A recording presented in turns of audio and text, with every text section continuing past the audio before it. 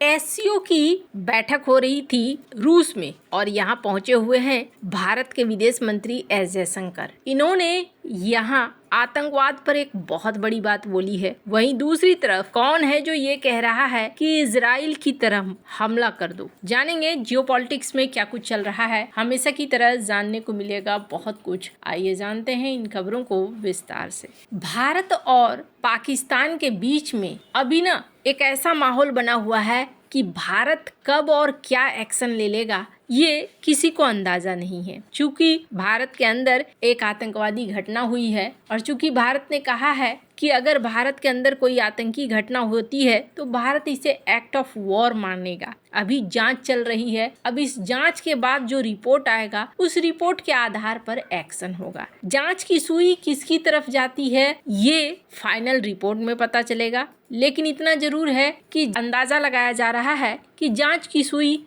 एक तो पाकिस्तान के ऊपर जाएगी और दूसरा हो सकता है बांग्लादेश के ऊपर जाए। अब इसी बीच अगर पाकिस्तान की बात करें तो पाकिस्तान के संविधान में बदलाव करके आर्मी चीफ असीम मुनीर ने अपने आप को पाकिस्तान का तानाशाह बना दिया है। असीम मुनीर को संविधान संशोधन के बाद अब चीफ ऑफ डिफेंस फोर्सेज बना दिया गया है और जो पहले एक कमेटी हुआ करती थी chairman joint chief of staff committee, वो चीज खत्म हो गई है। अब इसका क्या मतलब है? इसका मतलब ये है कि अब तीनों सेनाओं, सामरिक योजनाओं और परमाणु कमान का कंट्रोल सीधे एक व्यक्ति के हाथ में आ गया है। पाकिस्तान ने ऐसा मई महीने में भारत के हाथों मिली करारी हार के बाद किया है। मई की लड़ाई में पाकिस्तान और भारत के हमलों को रोकने में पूरी तरीके से नाकाम साबित हुआ था।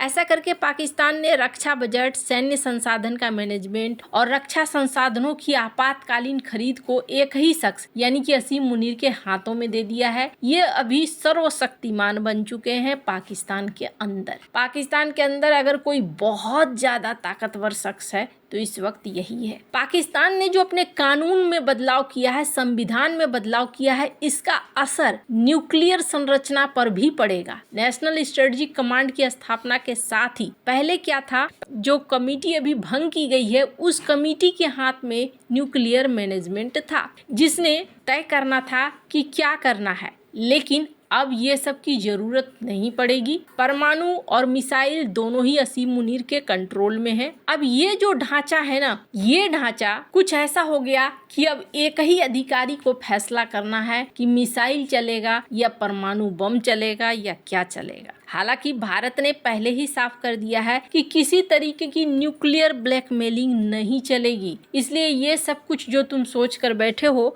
ये तुम्हारे काम नहीं आने वाला है। खैर, अब इसी बीच भारत की प्रतिक्रिया का इंतजार भी कर रहा है पाकिस्तान। अंदर एक हलचल भी मची हुई है और बलूचिस्तान के रक्षा विश्लेषकों ने तो अब भारत से सीधी कार्रवाई की मांग की है। बलूचिस्तान के अधिकार समूह के कार्यकर्ता हैं मीर यार बलूच। इन्होंने हाल ही में एक ट्वीट किया जिसमें इन्होंने कहा कि पाकिस्तान का आतंकवाद छोड़ने का कोई इरादा नहीं है। उन्होंने कहा कि भारत को इजराइल की तरह बड़े पैमाने पर निर्णायक कार्रवाई पर विचार करना चाहिए। बलूच कार्यकर्ता ने कहा कि पाकिस्तान भारत के 1 महीने तक भी बार नहीं झेल पाएगा। इसलिए भारत के लिए जरूरी है कि वह पाकिस्तान के आतंकी हमलों से शुरू हुए संघर्ष को निर्णायक रूप से खत्म करे। मीर यार बलूच ने कहा कि भारत को बलूचिस्तान और अफगानिस्तान में आपातकालीन ठिकानों पर खुले तौर पर रक्षात्मक और सैन्य सहायता दे देनी चाहिए। उन्होंने भारत को अफगानिस्तान में बगराम के साथ कम से कम 10 अतिरिक्त हवाई अड्डों की तलाश करने को कहा जिससे अफगानिस्तान की जमीन से अभियान शुरू किया जा सके। इसके साथ ही उन्होंने अफगानिस्तान को डिफेंस सिस्टम, लंबी दूरी की मिसाइलें देने की भी वकालत करी जिससे अफगानिस्तान पाकिस्तानी हवाई हमलों का मुकाबला कर सके। वैसे आपको बता दूं, अफगानिस्तान और पाकिस्तान के बीच में शांति वार्ता खत्म हो चुकी है। न तुर्की से अब बात हो रही है न पाकिस्तान से बात हो रही है। ऐसे में माहौल इनके बीच भी टेंशन भरा है। लेकिन मीर यार बलूच कहते हैं कि अगर बलूचिस्तान और अफगानिस्तान हवाई बमबारी का सामना करने लायक हो जाएंगे ना, अगर हम डिफेंस सिस्टम हमें दे दिया जाए, हम ये तकनीकें अगर हासिल कर लेते हैं तो पाकिस्तान की हार निश्चित हो जाएगी। मीर यार का कहना है कि बलूच सेना कुछ हफ्तों में पाकिस्तान पर कब्जा कर सकती है। उन्होंने ये भी दावा किया कि बलूच बल जल्द ही बलूचिस्तान की खनिज संपदा पर कंट्रोल हासिल कर लेगी, जिससे पाकिस्तान को अरबों डॉलर का नुकसान होगा। वैसे आपके मन में ख्याल आ रहा होगा, क्या भारत इस तरीके का एक्शन लेगा? बहुत सारी चीजें हैं इस तरीके के एक्शन लेने के। अभी किस तरीके के जियोपॉलिटिकल हालात हैं, उन सब पर विचार करने की जरूरत पड़ेगी। लेकिन ये जो हाल ही में एससीओ समिट हुआ, इसमें डॉक्टर एस जयशंकर ने एक संकेत जरूर दिया है पाकिस्तान को। इस वीडियो को सुन सकते हैं। Strengthening people-to-people ties. Excellencies, we must never forget that the SCO was founded to combat the three evils of terrorism, separatism, and extremism. These threats have become even more serious in the years that have passed. It is imperative that the world display zero tolerance towards terrorism in all its forms and manifestations. There can be no justification, no looking away, and no whitewashing. As India has demonstrated, we have the right to defend our people against terrorism and will exercise it.